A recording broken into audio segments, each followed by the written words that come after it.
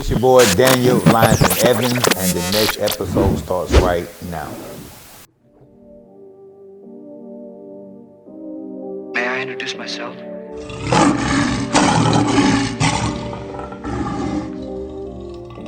Welcome to the pride.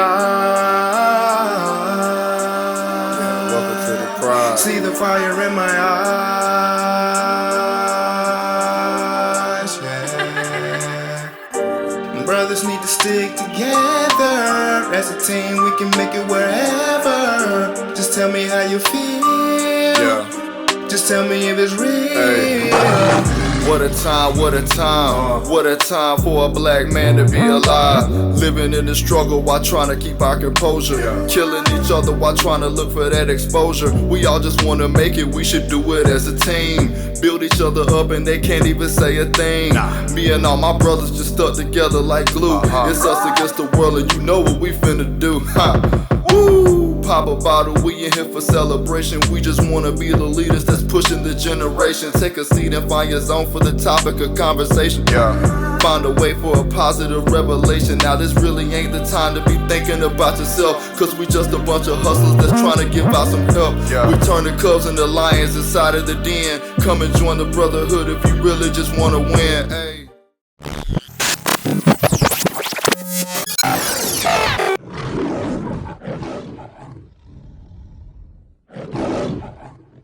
It's your boy Daniel, LionsDen Evans. We are live inside Myrtle Beach. I'm just chilling with one of my partners here. Just vibing out, talking about some stocks and bonds, some cryptocurrency, and some things that's happening right now in the economy. But we want to switch gears a little bit, man. I'm just kind of vibing out. Been wanting to have this conversation for a while, so now was the time, man. Just kind of want to know a little bit more about you, man. Like, give me your story. What's your story, brother?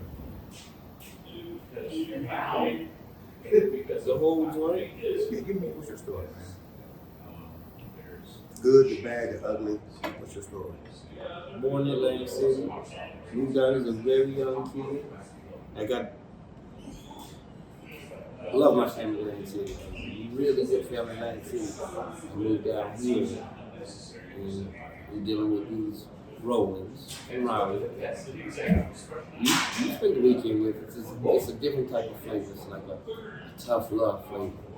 But at the same time, I was really Jehovah's Witness, so I had probably the demeanor of what people like a preacher's kid really coming up. Lived in the hood, but we wasn't part of the hood because we was a little bit different. But as soon as I came off that porch, downtown Raleigh, Martin Street. You need to know about Martin Street. And I took to it. You know what I'm saying? I gravitated to it. And it was a wonderful thing. So clean, drugs and all that kind of stuff. Bought my mom's cars, remodeled my mom's house and all that kind of stuff. I was a young person. I bought 2 cars before I was old enough to drive. And got in some trouble. A little bit of violence. Moved back to New Jersey. Came off the street, you know what I'm saying, away from my source of income, the main stream of income. And then just a regular dude. Eventually, I got into it up there in New Jersey and Philadelphia. Because the hustle's in, you know what I'm saying? So I'm running back and forth from Philly to Raleigh, pounds a week and all this other stuff. One of my visits, and because I was on the run because of what I got into, I had one homeboy. My family didn't know when I came to Raleigh because I'm doing dirt. You know what I'm saying? I really didn't want them to be involved in it. And he pulled a trick on me. He came to me on the porch. He was like, "Yo, whatever happened to Stephanie?" Stephanie, my high school girlfriend. She's my wife now. I was like, "Look, I'm doing this. She's in college. You know what I'm saying? She's playing basketball. She's focused. I don't want to get any of this on her." He said something to me like, "I bet you don't even remember her phone number." He challenged me. A lot smarter than this dude, but he tricked me. So he appealed to my intellect. So I just put it out on the phone number. It's a phone number I'll never forget. You know what I'm saying? You know what I'm saying? So he tricked you to give him the phone number so he can know. He tricked me, basically, yes. He came to me and challenged me, like, "I bet you don't even remember her phone number." And I just blurted the phone number out and forgot about it. I didn't even know he had left. He comes back, he taps me on the shoulder like, here, somebody want to talk to you. And I'm looking at him like, what do you mean somebody want to talk to me? Nobody even supposed to know I'm down here. He's like, man, just take the phone. And I take the phone, and I believe in God.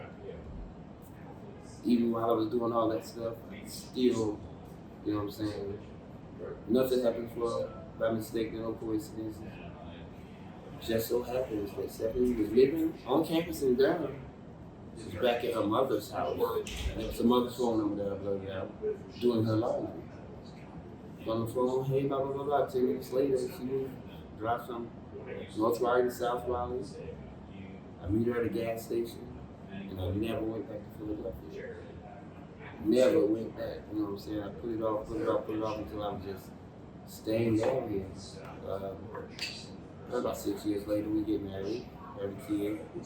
So now, her thing is, she came to me one day, she was like, look, I want to get married. All right, kid, we'll get married if that's what you want. I told her, yeah.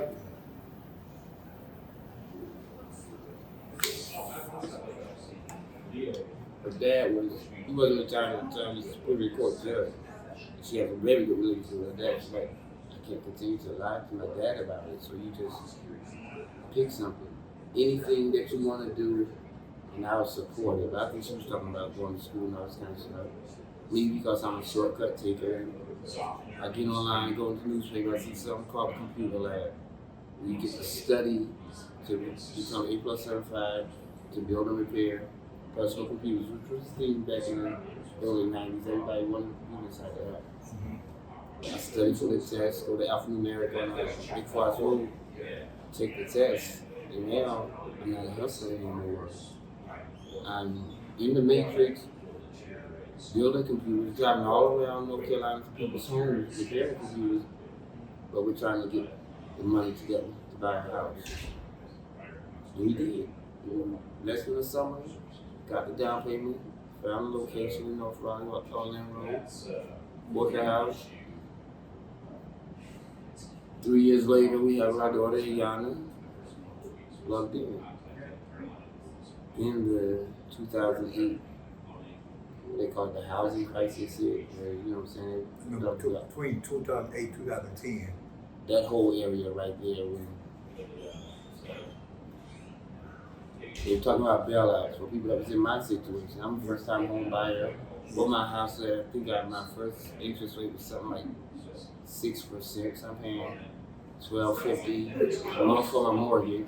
And Stephanie had a real good deal because she had a job and I had a job. My job was, I paid the mortgage, she paid the utilities, the car, and stuff, all that kind of stuff.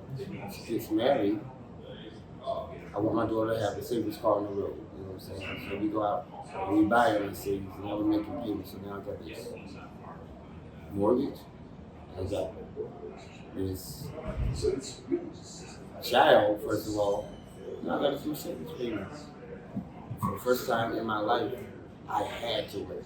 I could not work.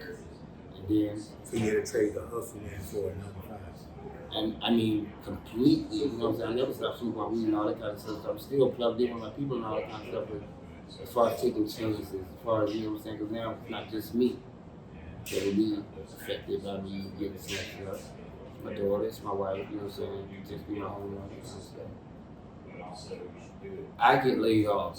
I think most of I stopped doing going to people's homes because that was becoming arduous. So when Stephanie got pregnant, I get a job on Capitol Boulevard inside of the call center. So I'm doing the same thing, but I'm doing it over the phone. Been paid really well for it.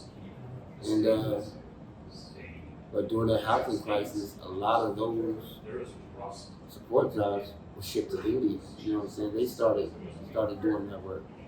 And I get laid off, put stress on their marriage. We never argued and all that kind of stuff. We began arguing, so what we decided to do was just separate. And So you separated because of the stress? I separated because of one thing. Me and Stephanie we were arguing more and more and more. And at this one time that we were arguing, we was at the top of the stairs.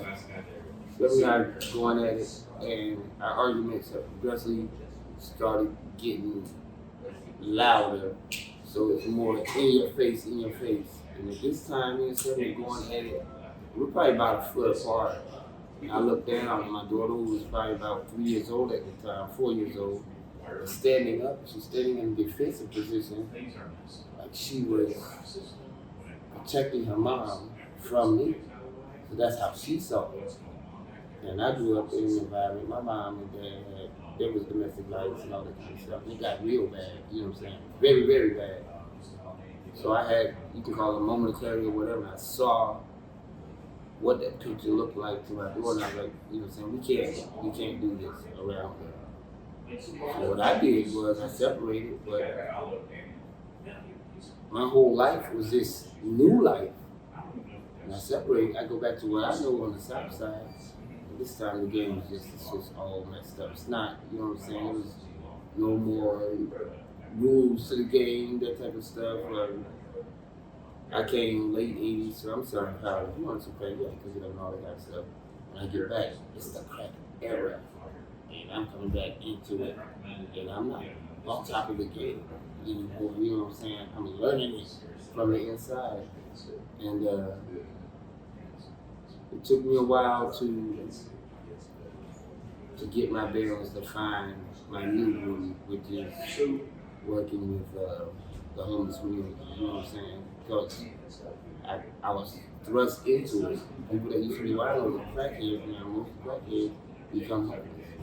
So at first I'm in that community, and then I eventually, long story short, started a nonprofit where I'm able to form relationships with UNC, doctors around the area, other people into 2 different resources. But once I really got my bearings about me, I was able to look at that time from the time I separated till I decided exactly what lane I was going to take. I was depressed. I didn't know I was depressed. I was the guy that would drop my daughter off at school in the morning, pick her up in the morning, all that kind of stuff. And then when I'm not doing that, and I'm not seeing my daughter whenever I want to, but I'm surrounded by all this stuff that I just don't agree with it, but I'm here, I'm right in the middle of it. So I'm angry at the situation. I'm angry at the situation that I don't have the free access to. You know what I'm saying? I made some bad decisions. Some bad decisions that took me all the way to prison.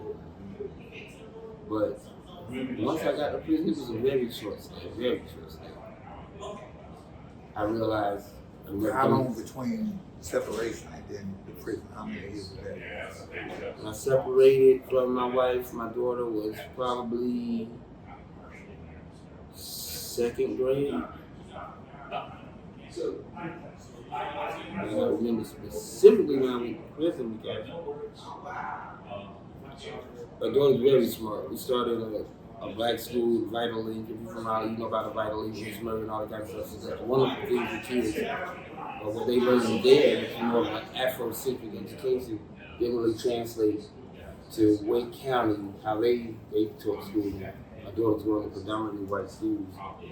And she was straight A student when she was at the black school, but when she got to the white school, you know what I'm saying, grades started slipping. We got her to the grades started slipping because she wasn't prepared or because it's a higher caliber of... And it could have been because of something environmental. Maybe she was getting those good grades when we were together and we, you know, all that kind of stuff. And now, you know what I'm saying, her dad's not around, all that kind of stuff. That had to affect her. I know that when my mom and dad separated, it affected me. But for whatever reason, beginning of the 6th grade, the first report card, she gets straight A's. The second report card, she comes to see me. I could always guarantee a visit on the report card day, you know what I'm saying? Because we co-parent very, very well. And so we know I wanted to be involved in education. So when she came back with her second report card, and it's straight A's, I'm like, Ronnie, you know what? I don't see why you can't get straight A's for the whole year, but if you do get straight A's for the whole year, I forgot what I promised her, but she agreed on this. This your boy Soulfvl Purpose, Soulfvl Designz. executive producer of Inside the Den, and I have a public service announcement. I'm excited to let you all know that the 2023 first edition Proud of the Lion magazine is here, y'all. It has arrived, and it is available to you all, the public, for only $30 a copy. Also, if you're an entrepreneur or business owner, we currently have ad spaces available for exclusive, limited time only pricing that will be presented right here on our screen. Listen, these things are selling fast, so get your copies now while supplies last, and as always, you heard it from the Den. It was exciting, all that kind of stuff. But on the day that she got that final report card, I was getting sick out the prison. So I promised her this. My daughter might still not know that I went to prison. I know she was looking for that gift. So the whole while that I'm in prison, and I'm mad at everybody. I'm mad at myself, but I wasn't taking responsibility. So I'm looking at the dudes from Darlington, all these young boys in prison. It's like they're in summer camp, like they're happy. And every time I heard somebody laugh or giggle, it spurred me up. Like, what are you happy for? You're in jail. What are you happy for? And but that woke me up. I knew the arrangement I had, I was on like a CRV, so it's like a probation violation. Because it was a felony probation, I had to go to prison. But I got this type of deal where you go here, you get just a little bit of time, but when you get out, you're not on probation no more. You know what I'm saying? You don't have anything to do with the justice system. And I decided I'm not going back to jail. So that's when I got into this. I don't want to call it humanitarian work. It's called, I'm working with people and I'm already familiar with. These guys need help. I know the help is right here.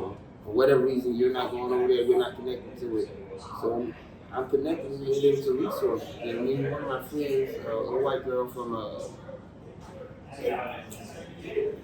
Middlesex, North Carolina, Nashville, recovering heroin and all this kind of stuff. At the same time, I'm going through my thing, she's going through her thing. But we were sort of at the same place. Somehow we came together. He started a nonprofit where we could deal with. Y'all teamed up, you and your wife? No, me and this girl from Nashville, Blue Honeycomb. And the first thing we did was we went to UNC. They have a farm out there in Chatham County. And what they were trying to do was grow good food because the homeless people would come to the park and they would feed homeless people, but it wasn't nutritious food and all this kind of stuff. These guys are growing vegetables, they're preparing the plates, but me and Blue would go to the chronically homeless people living in tents and all that kind of stuff, and take the plates down to them. She, I don't just say she cared a little bit more than me, but I kept it in perspective. I looked at it like this is a job, and we can't get too involved in these people's lives because we'll lose focus on the community as a whole, but she's dealing with them individually. You know what I'm saying? She's getting into their story because her role was, she could identify with them more because it's hard being a heroin addict, and she kicked it herself. She stopped cold turkey. She flew signs. People thought she was on the side of the road begging for money to get high, but what she was trying to do was pay for her methadone so she could stop getting high. She ends up kicking the habit.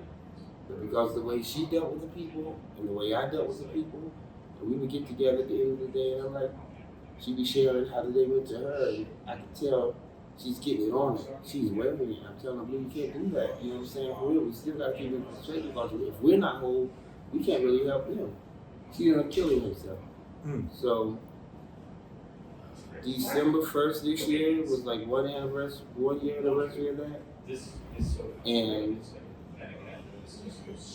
I didn't renew our nonprofit. I'm still doing the work. I still got all that type of stuff. But the business part of it, I just really wasn't into it. I think I sort of resented the community because I blamed them. It really was her. She made the decision for herself. She made the tip of her life a week before she did. We had her talk about how that's going to affect your children and all this kind of stuff. I thought I got to her. Next thing I know, she's dead. So, but at the same time, while I'm doing all this, my main focus is my family. So I'm doing this stuff that we were talking about, this GCR and all this stuff, all this kind of stuff on the back end. Preparing for my daughter, who's obviously going to be smart. She's going to have to go to college. I'm going to have to pay for this. And she was like, almost immediately, all right, now that I'm in high school, now that I got my associate's degree, now you know what I'm saying, looking forward and all that kind of stuff. And that's where I am right now. This weekend you saw me and my family together, and the love is there. We'll never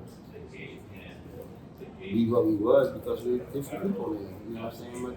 So do you regret any of the decisions, you know, that you made to walk away? Like in terms of right now, like what's the dynamic of your organization? God was there. God was there. God was there. Even while I was making those bad decisions, even while people was trying to hurt me, and I'm getting shot and I'm shooting and all that kind of stuff, God was there. So I know that the way that even this weekend right here, I hadn't seen my daughter since the last time she came home in the fall. 6 months. You know what I'm saying? When we come together, we're a family. You know what I'm saying? And I'm here now, so I can't use the word regret. I can't regret it because even the good decisions, the bad decisions, got me here right now. Spend this week, even if this money wasn't right here on the precipice of popping it all the time. So me being able to give them whatever they want for the rest of their life. Just because I'm here with my wife and my daughter, we having this really good time with my family and all this kind of stuff. I know that I didn't fuck up. My dad, when he left, my dad was going to get back to New Jersey, and I'm borrowing Ballpark. Ballpark's dad taught me how to fight. Ballpark's dad, you know what I'm saying, taught me the things that when I go back to Philadelphia and I get into these altercations, and I'm trying not to be in these altercations. I already messed up in Raleigh, I thought, so I can't really just go from place to place messing up. But people want to try me. I'm up there, I got this country accent and all this kind of stuff. But the stuff that I learned from drug addicts, you know what I'm saying? It served me. And I think that God brought Drake into my life. Drake was living a very negative lifestyle at the time, and I was living a very negative lifestyle at the time, but preserved me to be right here, right now. So I can't regret it. I can't. It don't matter how you get to the championship. For real. It don't matter the games you won, the games you lost. You're in the game now. And I like where I am right now. I like it, so I can't really regret it. Yes, I wish I could have spent every day. I wish I could be at least 52% responsible for my daughter being a Spelman and her focus going forward and all this kind of stuff. Even though that focus that she's on right now is going to take her further and further and further away from me. You know what I'm saying? She has all the tools she needs to be successful. I don't have to worry about is she going to be okay, is she not going to be okay right now. And I'm pleased with that. Is there anything in your blood that you're concerned with? My pedigree, anything in my head. I know myself. I'm very familiar with that negativity, and I'm built for it. If I have to deal with that, I can deal with that. But I'm old enough now at 51 to realize most of the stuff out here don't matter. Most of it is, the older I get, the more I go back to cocaine. I'm freelancing my life. I'm getting to that pure. So all that cut, all that ego, all that other stuff that, you know what I'm saying, how you want to see yourself, this is what it is. This is what it is. And I'm smart enough now to know, even though I like where I am, I like where I'm going better. And my next 51 years, I'm building on wisdom. You know what I'm saying? I'm building on stuff that I know. I don't believe anything. I don't believe anything anymore. I got to know it. I got to know it. It's got to be real to me. It ain't the two things. It's God and this other stuff out here. So last thing, Yes. and then we're gonna wrap this up. I just Okay. want to get this last little part out. So last thing, what's your redemption story look like, and do you feel that you need a redemption story? I think that I first got into working with the homeless because I got away from the game for so long, and I'm living a pretty good life. So I'm on the outside of it, looking in. I can see where, even though I'm gonna give you a very real name, the guy in my neighborhood, his name was Tim, little kid. I always related to the kids, they liked me, but I had a lot of money, so I bought them candy and all that kind of stuff. You can say they like me or whatever, they might just like what I did. But I allowed his father to spend his Christmas money on my drugs. And I knew that was Tim's Christmas money that his dad was stealing. So it don't really matter that I ended up coming out of my pocket and buying Tim toys. The fact that I did that, the fact that I hurt this person, the fact that this guy walking around here with one leg because of me, even though he deserved it, you know what I'm saying? So me doing this, what you would call humanitarian work and all that kind of stuff, at first, it was like trying to make up for some stuff. But after a while, I realized that is what it is. I did it. You know what I'm saying? I did it and it's done. I can focus on that. It's taking energy, time away from me, focusing on moving forward. So, I don't think you can take any of that stuff back. You can try all you want to, but it's not going to go away. I can redeem myself while I want to, but this dude's leg's not going to go back. You know what I'm saying? It is what it is. It is what it is, though. I'm very real about that. Whatever situation that I'm in, I know I'm built, I'm equipped, I'm smart enough to deal with it. But, you know what I'm saying? A lot of stuff I did, I wish I didn't do. But then I did a lot of stuff that I'm glad I did. You know what I'm saying? So, you know what I'm saying? It's nobody's perfect. Nobody's 100%. You know what I'm saying? I know that I wouldn't do it again. And that's the most you can do moving forward. Any hopes or any plans on trying to regain the marriage? I would love to grow old with my wife. I would love to. And it's like weekends like this where I could see that happening. I could see that. But the whole while that I'm out here finding myself, she already knew who she was, and she's grown. You know what I'm saying? So yeah, but it's you could do it. You could do it.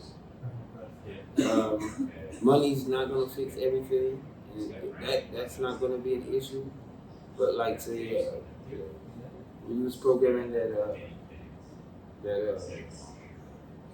stick for my wife last night. Seeing her standing beside you, choosing those channels, and she's happy, and she's smiling, she's dancing.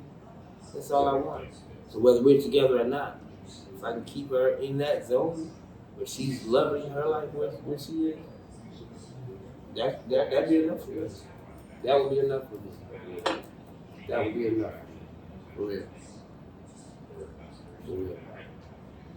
Thank you for your transparency, brother. Thank you for your wisdom and some of this things, man, that been able to reach out and just kind of being able to kick it with me, man. You know what I mean? Anytime. Now, I'm the type of dude that when I ride back to Raleigh today, I'm going to say, damn, I wish I would have said this. I wish I would have said that to some of your questions. Maybe I wasn't vulnerable enough. Maybe I didn't open all the way up to you. But if you ever want to revisit this, if you ever want to get an update on this stuff, and I can what, you 42? I'm 9 years ahead of you. There's stuff that I can tell you about your health going forward. Right now, you know what I'm saying? You're young, you're out and all that kind of stuff. I'm gonna tell you, like Steph's dad told me, he was one of those men, one of those 3 men. It's her father. You know what I'm saying? So when I got away from getting my lessons from this drug addict, he basically, in his life, he ended his life the way I'm living my life right now. He got off the drugs, he went to church, and his job was in service of other people, getting them to where he was.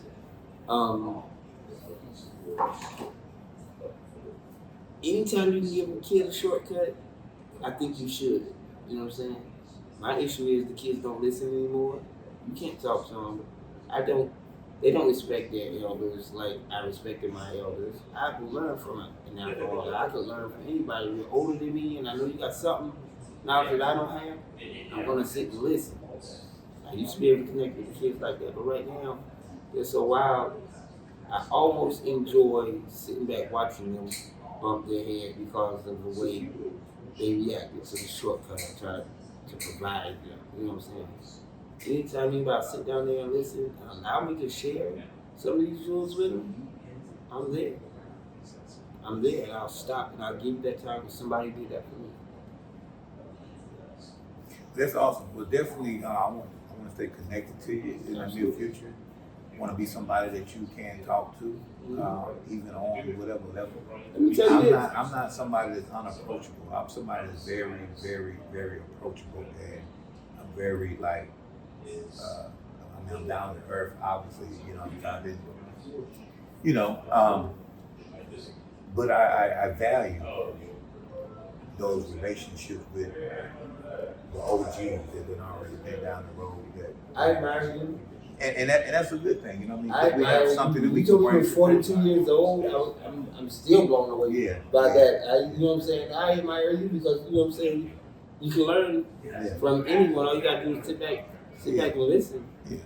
Sit back and listen. I thank you, bro. Man, I'm in a place right now, man, but like I say, man, I believe in, you know, the saying that it takes a village to raise a child. At 42, when I just turned 42 in August, you know, every year I like to reflect on my life and see what I can do different for the next year. One thing I'm doing different now is I'm seeking those brotherhood relationships with those 3 men I'm telling you about. I don't have enough OGs in my life. I got a lot of people on my level. I got a lot of people that is under me that I gotta grab and they looking at me for an example. And so them looking at me makes me walk straight and narrow because I don't wanna lead them down the wrong road. And the men that's on my level, I wanna be able to try to help them. But I need those OGs that say, hey, young blood, you know what I'm saying? And so I'm making more relationship building with the OGs because I know that when I turn 51, and then you're 62 or 60, when I'm 51, you'll be 60, I want you to still be around, man. I want you to still be able to say, let me call my boy. Let me tell you this. You may have heard Ebony talk about a friend of mine called Benny that me and Sharonda deal with all kinds of stuff. Me and Benny grew up together, same age. We used to watch Thundercats together. That's how long we've been together. While I'm doing my thing, Benny did his thing, but he was focused like you. Benny lives in the biggest house in Hatingham right now. Benny's no doubt a millionaire, but he has an OG part of the game that don't include all the trials and tribulations I went through. Yeah. And we come from the same place. Yeah. We did the same thing. We Like the story Rich Dad, Poor Dad. Man, you seen the book, the Robert Read the book. I read it. And it's about these 2 men that had 2 boys, and one of them was Rich Dad and one was Poor Dad. He was able to learn from both of these men, but he learned different lessons from 2 different men, and they was able to help him become who he is today, Robert Kiyosaki. So, you know, these are the people that, you know, it sounds far-fetched, but I am in the same circle as Robert Kiyosaki because of the organization I'm a part of and the people that I surround myself around. So when it comes down to that type of stuff, I don't want to be so successful that I'm unrelatable. Like nobody can relate to me. Nigga, I got struggles too. I got kids and baby mamas and ex-wife. I got all that stuff too. I done had to walk away from a relationship when my kid grew up hating me because of the stuff that mama told them, and then when they got old enough to sit down and say, let me talk to you about what really happened. And I believe they have a lot of a different, respect for who I am, because now they can say all day that, my dad wasn't there. But in my head now, I moved to North Carolina from Mississippi by way of Oklahoma to come to North Carolina just so I can be in the presence of my kids as they're getting ready to make this transition from childhood to adulthood. So I think that it worked out perfectly. I didn't like some of the stuff happening in the past because I believe think we're saying the same thing. I'm trying to tell you, that life could have been easier, but success don't come easy. Success comes when the chips are against you, when the odds are against you, when everything has written off, and you say, I'm still going to make it happen in spite of. So even you being here this weekend, your daughter seeing you and being able to, I would listen to you talk to her, about her plans and her GPA and all that kind of stuff and how she's able to do things. It might be small, but that wisdom from that father, man, makes a lot of impact, bro. When my mama tell me how proud she is of me, How does that make you feel? it don't feel the same. But when my daddy say he's proud of me, I went to my dad about 6 months ago, man. I had to sit down with my dad, and he's a real Lion King. He's Mufasa. My dad's Mufasa. Okay. You know what I mean? And he had. I asked my. I said, man, look. I asked my dad. I said, what kind of wisdom you got for me, man? Because I ain't really asked my dad for a whole lot coming up. I was the oldest son, so I never got a lot of this. My brothers, they younger than me, so they got all that. When I got 18, I went to the military. My dad was done. He done his job. Mm-hmm. He done his job so well with me till as an adult man, I'd have never had to ask my dad for money or anything. So I come to my dad, I say, what you got for me, man? I don't want nothing cookie cutter. I don't want nothing that you got for my brothers. What do you have for your firstborn son? And he gave me some stuff. And I took it. I told my dad, I said, everything I'm doing right now, man, I've always just wanted to make my dad proud, man. Like I legitimately just really wanted to make my dad proud. I wanted to put my dad's name in the history books because he wasn't able to do it. Now I've been able to meet some people that can make it happen. But I'm on the verge of putting my dad's name in the history books. That's my legacy, man. And I want my kids to be able to look at me and say, they should be able to take the legacy further than me. I'm teaching them at a young age. What I'm teaching them at 19 and 20, I just learned at 35, 36. So by the time they turn 21, 31, they should be leaps and bounds ahead of me. That's that shortcut I'm talking about. You know what I mean? They should be way ahead of me. That's that shortcut I'm talking about. But we need those OGs in our life. We need those people who done messed up 100 times and say, hey, I messed up 100 times, but that 101 time, guess what? Boom. I got it right. You know Boom. what I mean? It only takes that one time to get it right. So I thank God for the opportunity to be sitting down with you, man. It might look like it's a small thing, but for somebody who is, I'm very respectful of my elders, bro. My man. Very respectful of the people who have paved the way. My man. So you one of those guys to me, man, and that's why I wanted to have this conversation. So this your boy Daniel LionsDen Evans. We just smoking with the OG here, out here in Myrtle Beach, South Carolina for the weekend. Just hanging out, man. I just want to have some time with the OG here, and we just vibing. So he get ready to head back now, and I'll be heading back soon. So I'm gonna holler at y'all, but stay tuned for the next episode of Inside the Den. It's your boy Daniel LionsDen, and you heard it from the den. Peace and blessings. Merry Christmas.